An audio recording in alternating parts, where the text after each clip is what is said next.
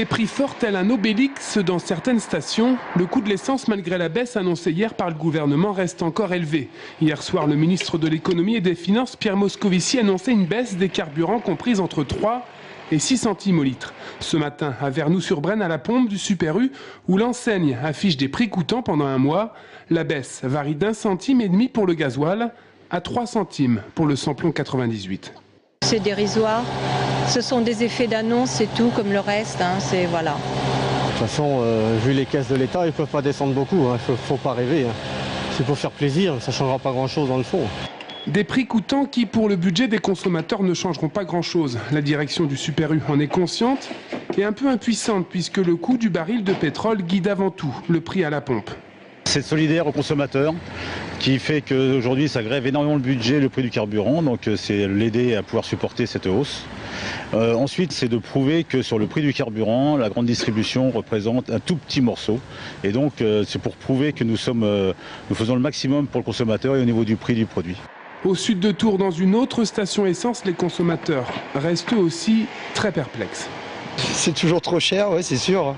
C'est sûr que là, la petite baisse, bon, toujours ça de prix, mais ça va pas changer grand-chose. C'est toujours intéressant de payer un peu moins cher quand même l'essence.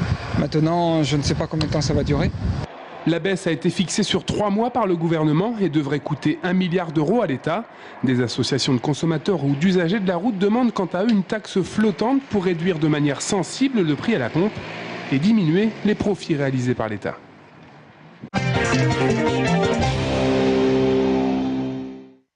Le Tours FC a perdu face à l'équipe de Metz évoluant en national. Avec un but encaissé à la 85e minute, les Bleus se retrouvent donc éliminés de la Coupe de la Ligue. Et pour l'entraîneur intérimaire Bernard Blacard, c'est une défaite logique face à une équipe de grande qualité. Les Tourangeaux devront pourtant vite se reconcentrer pour le prochain match en championnat cette fois, qui aura lieu dès ce vendredi contre Auxerre au stade de la Vallée du Cher. D'un autre côté, Xavier Thomas, 26 ans, qui a déjà joué sous le maillot du TFC entre 2007 et 2010, revient en Touraine. Il aurait signé pour au moins 2 saisons. Il devrait occuper le poste de défenseur central et il correspond au choix de Max Marty, le manager qui recherchait un profil de joueur expérimenté et de grande taille.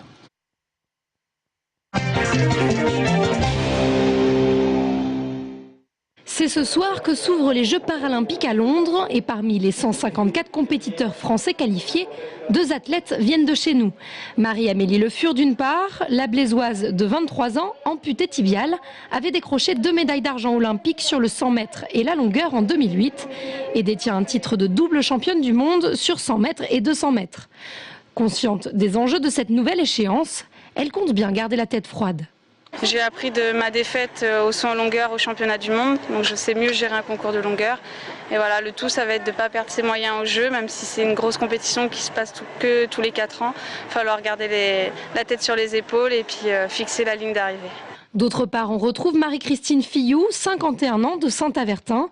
La pongiste paraplégique était elle aussi revenue des derniers JO avec un titre, puisqu'elle était arrivée 3e par équipe. Les 14e Jeux paralympiques se dérouleront jusqu'au 9 septembre, date à laquelle, on l'espère, elles nous reviendront toutes deux de nouveaux médaillés.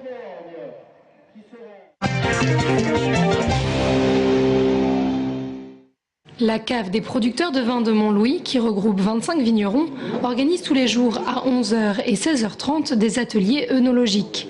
Au programme, visite guidée des caves troglodytiques et explications sur la fabrication du vin. Et pour finir... Est-ce que vous seriez intéressé par une petite initiation à la dégustation? Oui. Volontiers, oui. Merci. Une dégustation ludique qui propose de différencier des vins de différents cépages, ceux vieillis en fût de chêne ou non, ou encore de se confronter au célèbre exercice des verres noirs pour distinguer le blanc, le rosé et le rouge. Objectif pour la cave, faire connaître l'appellation et démystifier l'œnologie. De casser exactement tous les a priori qu'on a sur la dégustation. Des fois on croit que la dégustation est réservée vraiment à un certain type de spécialiste, alors qu'en fait pas du tout. Tout le monde peut se mettre à la dégustation. Il suffit de s'entraîner un petit peu et de connaître les bases pour s'amuser finalement.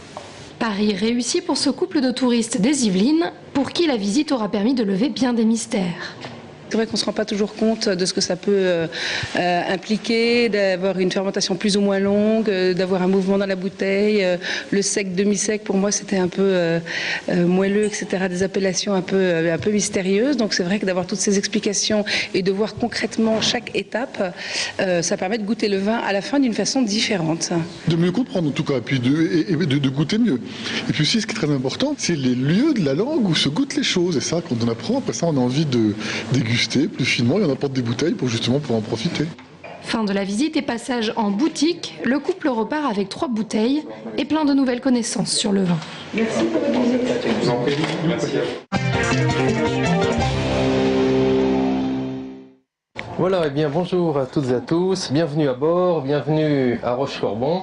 Qui a dit qu'on ne pouvait pas naviguer sur la Loire? Depuis 16 ans, Georges Marchand prouve le contraire à bord de son navire à fond plat, le Saint-Martin de Tours. Cette promenade a déjà attiré près de 200 000 touristes, ce qui vaut à Naviloire plusieurs labels.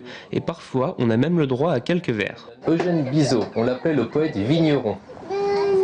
Il est mort à 105 ans, vous voyez, un peu de vin, un peu de poésie, ça conserve. Ce vieux phare aux yeux morts, dominant sur la Loire, guidait les grands bateaux chargés de lourds colis et de tonneaux ventrus taillés à la Doloire qui fleuraient bon le vin dont ils étaient remplis. La Loire, qui avait déjà séduit Victor Hugo ou Honoré de Balzac, continue de jouer de ses charmes pour le plus grand plaisir des navigateurs. Et l'avantage donc c'est de ce bateau, c'est qu'on peut vraiment voir beaucoup de détails, beaucoup de choses qu'on ne voit pas du tout du quai de la Loire. Donc, j'ai beaucoup de plaisir donc, à les promener sur la Loire et à les émerveiller avec toutes ces richesses que nous avons ici. La Loire sauvage, mais aussi la Loire, je dirais, culturelle, la Loire humanisée. Je tombe vraiment sur une clientèle qui apprend à aimer la Loire, finalement. Je crois que c'est une sorte de passion que je transmets. Il faut dire que la beauté des paysages sont pour beaucoup à l'origine du succès de cette visite. Le dernier fleuve sauvage d'Europe a été classé il y a 10 ans de cela au patrimoine mondial de l'UNESCO.